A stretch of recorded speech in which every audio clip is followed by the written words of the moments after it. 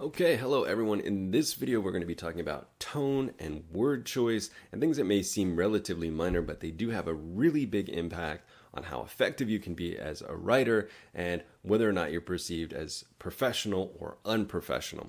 So the first thing that I want to talk about are the pronouns for the first person and the second person, and this is something that a lot of teachers, absolutely ban or forbid people from doing without really explaining why. And of course, I really like to explain the reasoning behind these things. So when we think about first person, there is a place for first person in professional writing, but it does really depend on context.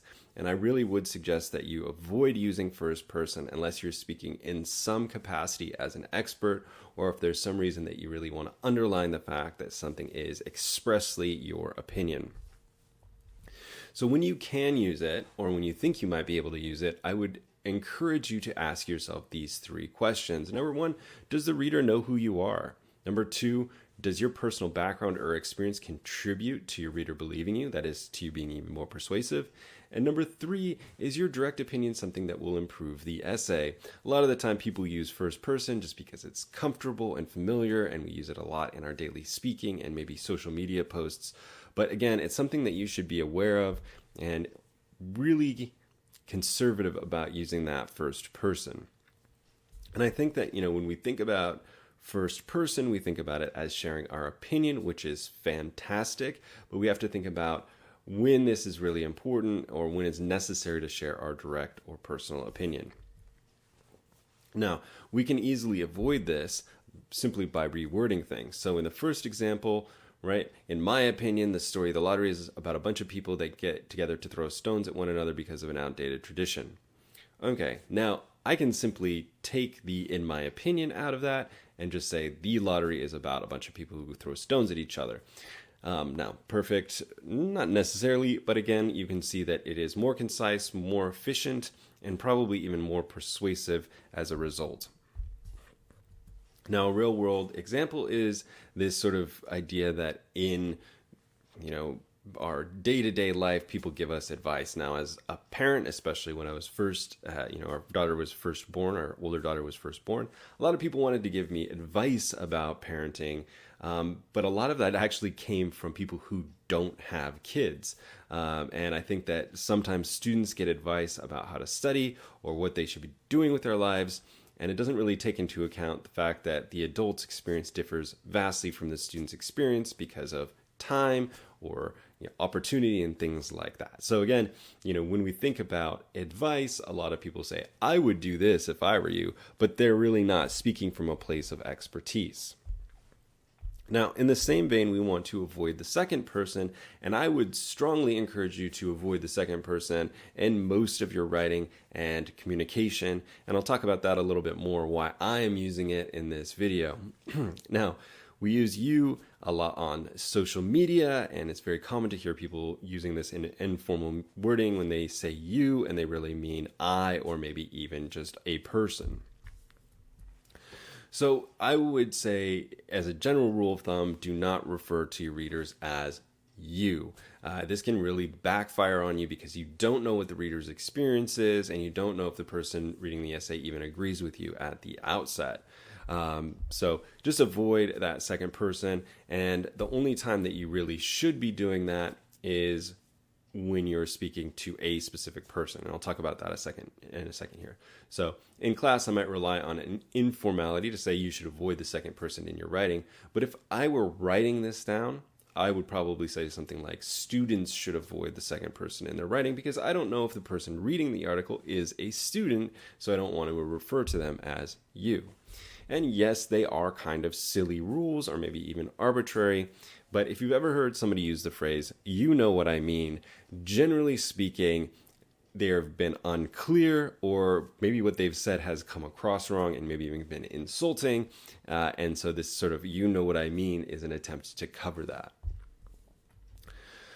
So we do write a lot these days, and a lot of our writing is very informal, and we're used to that kind of thing. But we have to remember that we are thinking about our reader or our audience, and we're practicing that audience awareness.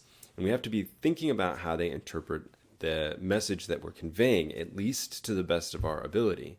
And the more that you can control that voice and tone on the page, the better off you'll be. So take for a moment just the idea of tone. And what do we mean by tone? Well, sometimes people say, I don't like the tone of your voice, sir. So think about the phrase, I love Mondays. And there are a ton of different ways that we can say this. Emphasis on different words, emotional background, or as my mom used to say, it's not what you say, it's how you say it. Now, I have a 5-year-old who seems to be going on 16, and with all the sassiness that a teenager would bring to bear. And a lot of the time, it's her responses to things, her sassiness is sort of evoked through the tone or the way that she inflects words. Now, when we have writing, we're not using inflection, right? So it all is about word choice at that point. And that's what we're going to spend the rest of this short video lecture talking about, is basically word choice. Now, take, for example, if I were to write a email or report to my boss, and I used this original. When I got my science to think science was wicked cool, their test scores went through the roof. When I asked for their spin on their improvement, they just said the test felt like a piece of cake to them after I implemented the new curriculum changes. So again, if we think about this in terms of a professional environment, hopefully you're thinking wicked cool and through the roof and their spin, these sort of cliches and informalities are something that don't have a place in the professional environment. So I just need to reword this, and it's a relatively easy thing to do. When I was able to engage my students and get them interested in science, their test scores improved significantly. I asked a few students why they thought their test scores had improved, and they admitted that the test seemed much easier because of the new curriculum. So again, all of this is same message, but when I'm thinking about audience and I'm thinking about writing in a professional capacity, much stronger. And I would say, even if we're not writing all the time in a professional capacity, it's going to come in handy in the long run, whether you're applying for a job or writing a professional correspondence or trying to get new clients or what have you. If you've already practiced this and you're already aware of it, it's going to be a much easier skill to bring about. So things to avoid in academic writing, of course, you want to avoid those personal pronouns, I or you. So for example, instead of when you learn more about genetic engineering, you'll understand why it's dangerous. Again, maybe the reader does know why genetic engineering is dangerous. Maybe they're an expert in genetic engineering, so we want to avoid that you. We want to avoid slang or things we'd say in casual conversation, like genetic engineering is dope because it allows us to trick out human beings through DNA. Again, we want to avoid that. And then cliches, things like, genetic engineering is the bee's knees. So again, it's very easy to sort of fix these things up, and you can pause and look at these better versions that essentially avoid those mistakes. What I would say is that sometimes it's easy to just write the thing down as like a zero draft or a shitty first draft and use your natural speaking voice and then just go ahead and fix it up. But if you're going to do that, one thing that I would recommend is that you really avoid using that thesaurus function on your computer. And students often rely on this, and I would say it can go pretty wrong. I've seen some really silly mistakes with this thesaurus, but if we look at an example, and here's the example that I came up with. The conflict between science and religion regarding genetic engineering has existed for decades. So let's say I didn't like the word conflict, and I go to the thesaurus, and I get a handful of synonyms, right? Other words that I could replace it with: battle, clash, combat, rivalry, contest, and encounter. And let's say I also wanted to replace existed, so I click on that, and I look at the alternates, and I get continue, stay, stand, survive, and breathe. And if I supplemented some of these synonyms, I could get the encounter between science and religion regarding genetic engineering has breathed for decades. Now, that doesn't even really make sense. And so, we've got a difference between conflict and encounter. We've got a difference between existed and breathed. So again, just be very, very careful that you're avoiding using that thesaurus function. And if you do feel like you need to use a different word, make sure that you look up the exact definition, you understand what that word is. So, last thing that I want to talk about is this sort of tendency to think that academic tone has to be super fancy, that it's got to use these $5 or really big words, and then you've got to use really long sentences. I would say that is absolutely not true, and I wish that more academic writers avoided this sort of tendency. The thing that we are focused on, of course, is simplicity, clarity, and efficiency. Now, one way to avoid using those really big words is to use something that is called Gunning's Fog Index. So this is something that a lot of people, again, think that academic writing has to use really complex words. And it's not the case. And Gunning came up with this sort of mathematical formula for figuring out how complex something is. So it's a scale, and basically what it says is what is the grade level somebody would need, the education level somebody would need in order to understand a text. So the ideal score for readability, as it says here, is between a 7 or 8. So that's the 7th or 8th grade reading level. And anything above a 12 or a senior in high school reading level is really hard for most people to read. For instance, the Bible, Shakespeare, and Mark Twain have fog indexes around 6. Leading magazines like Time, Newsweek, and the Wall Street Journal have an average around 11. So 11 would be 11th grade or a junior in high school. So here is an example of Gunning's fog index in practice, and I will read it, and you can try and make sense of it as I read it, and then I will show you what the fog index comes out to.